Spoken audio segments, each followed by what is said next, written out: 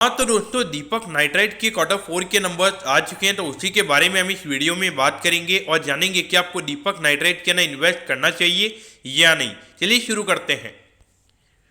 तो देखिए, सबसे पहले अगर हम यहाँ पे रेवेन्यू के नंबर की अगर हम बात करेंगे तो पिछले क्वार्टर के कंपैरिजन में 1% से कंपनी का रेवेन्यू का नंबर गिरा है और ये नंबर आया है 1961 करोड़ पे।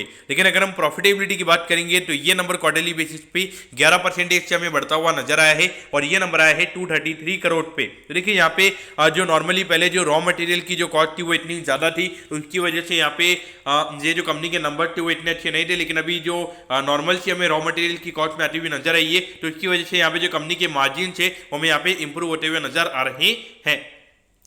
अब अगर हम यहाँ पे ईयर ऑन ईयर बेसिस के ग्रोथ की अगर हम बात करेंगे तो यहाँ पे रेवेन्यू का नंबर सिर्फ 4% से हमें बढ़ता हुआ नजर आया है।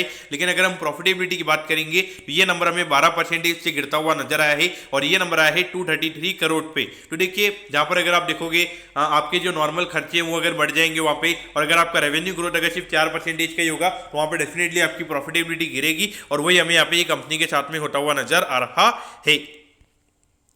तो देखिए 1926 पे ये कंपनी हमें अभी ट्रेड होती हुई नजर आ रही है। अगर हम ऑल टाइम हाई की अगर हम बात करेंगे, लगभग 3000 का हमें यहाँ पे ऑल टाइम हाई नजर आता है। यानी कि लगभग अगर आप देखोगे 30 से 35% अपने ऑल टाइम हाई से ये कंपनी हमें नीचे ट्रेड होती हुई नजर आ रही है। तो देखा जाए तो मेरे ख्याल से अभी हार्डली 25 से 26 के पी रेशियो पे ये कंपनी हमें ट्रेड होती हुई नजर आ रही है। तो पॉइंट से देखा जाए तो मुझे लगता है कि यहाँ से इस रेट से कोई ज्यादा फॉल होने के चांसेस, अगर मार्केट को थोड़े ये नंबर्स अच्छे नहीं भी लगते हैं तो मुझे लगता है कि यहाँ पे कुछ 2 या 3% से ज्यादा का फॉल यहाँ पे हमें दीपक नाइट्राइट के अंदर देखने को मिलेगा। हाँ, अगर मैं लॉन्ग टर्म पॉइंट से अगर मैं बात करूं तो देखिए मुझे लगता है कि जो 30-35% सीएजीआर वाली जो स्टोरी दीपक नाइट्राइट के अंदर पहले थी तो वो कहीं ना कहीं मुझे लगता है कि यहाँ पे खत्म हो गई है। क्योंकि अगर आप देखोगे अराउंड $1 बिलियन का रेवेन्यू ये कंपनी अभी पूरे साल का भी हमें करती हुई नजर आती है और लगभग 1000 करोड़ के लगभग का नेट प्रॉफिट ये कंपनी कमाती है। तो मुझे लगता है कि यहाँ पे 1000 करोड़ से जो 2000 करोड़ का जो प्रॉफिट है वो यहाँ पे कंपनी 3 साल में कर देगी। लगभग 4 से 5 साल यहाँ पे कंपनी को 2000 करोड़ के नेट प्रॉफिट तक जाने में लगेंगे।